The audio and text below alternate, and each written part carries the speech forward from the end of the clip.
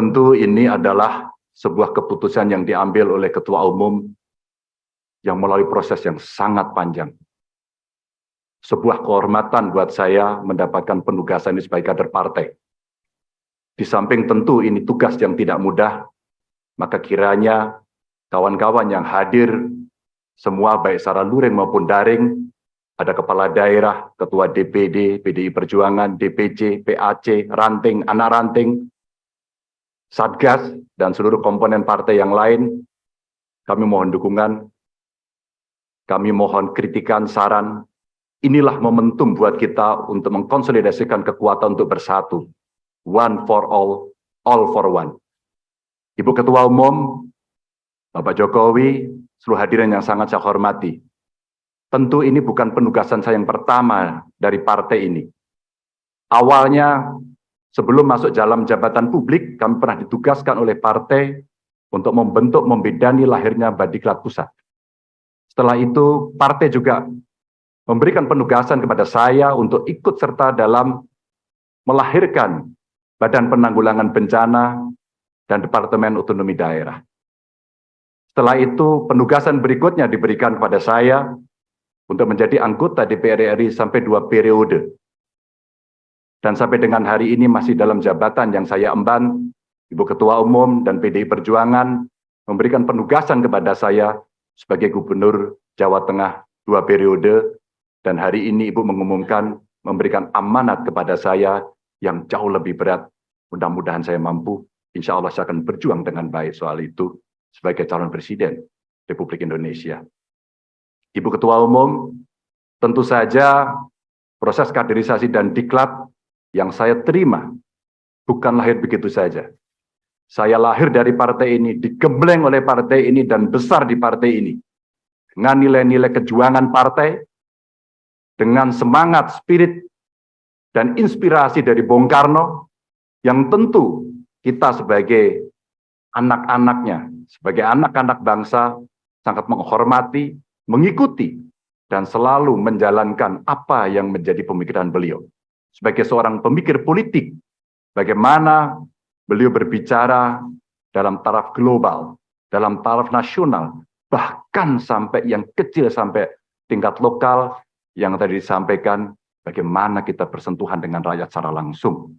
Seluruh inspirasi dari pemikiran Bung Karno inilah yang kemudian mesti kita wujudkan. Tugas belum tuntas, harus kita tuntaskan oleh anak-anak bangsa. Bagaimana spirit dalam pembukaan Undang-Undang Dasar mesti kita wujudkan.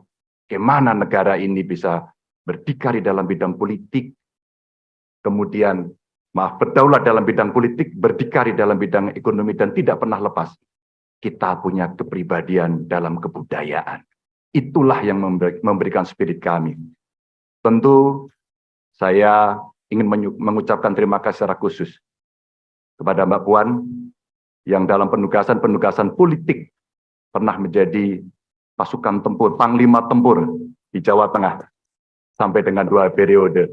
Mas Nanan, terima kasih yang selalu memberikan arahan. Wabil khusus Pak Presiden, Pak Jokowi, saya sebagai panjang tangan pemerintah di daerah, bagaimana kita gotong royong membangun spirit sebagai bonding partai untuk bisa menyelesaikan tugas-tugas ideologis dan melayani masyarakat.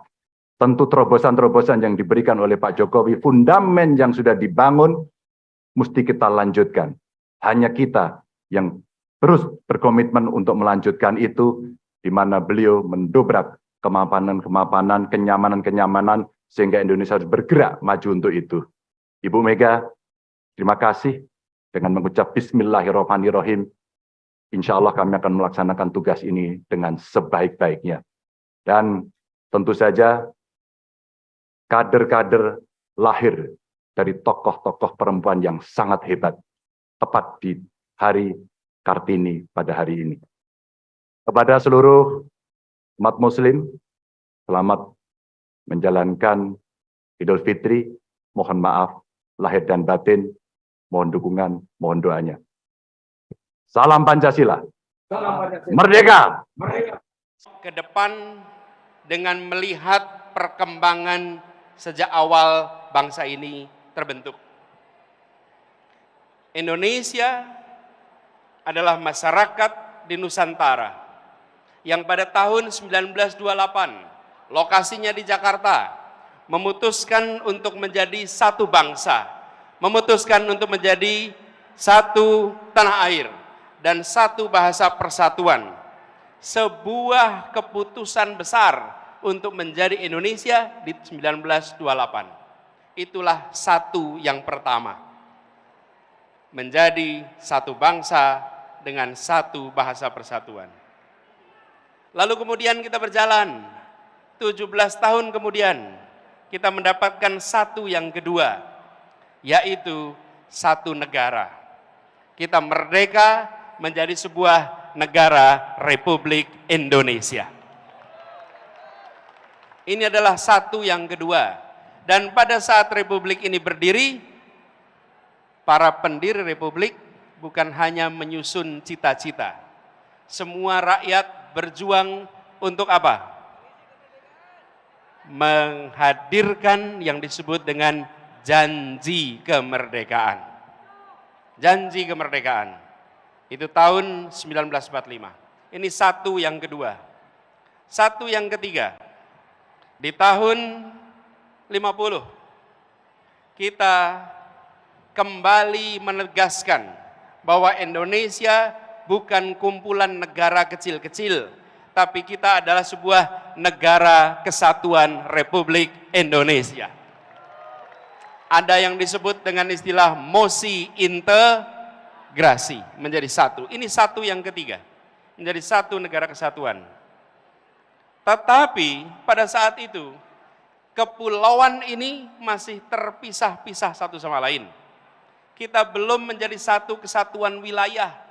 Yang ada adalah antar pulau, ada lautan, dan lautan itu bukan bagian dari Indonesia.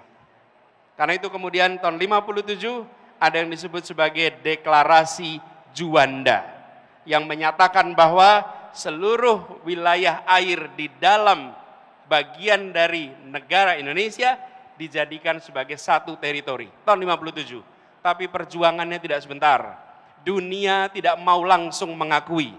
Pada saat itu dunia bersikukuh bahwa Laut Jawa wilayah internasional, Selat Sunda wilayah internasional, Selat Sulawesi wilayah internasional. Dan kita, anak-anak bangsa berjuang memastikan bahwa ini satu teritori. Dan akhirnya di 1982 kita resmi diakui dunia sebagai satu teritori Indonesia. Inilah satu yang keempat. Menjadi satu bangsa, menjadi satu negara, satu kesatuan, dan satu wilayah. Satu wilayah. Inilah kondisi kita hari ini. Tetapi hari ini kita juga harus menengok ke depan. Kenyataannya hari ini, ya wilayah kita satu, ya bahasa kita satu, ya negara kita satu. Tetapi kemakmurannya masih berbeda-beda. Betul? Karena itu ke depan kita berbicara tentang melaksanakan janji kemerdekaan. Janji kemerdekaan ini ada kalimat terakhir dalam pembukaan Undang-Undang Dasar 45, yaitu menghadirkan keadilan sosial bagi seluruh rakyat Indonesia.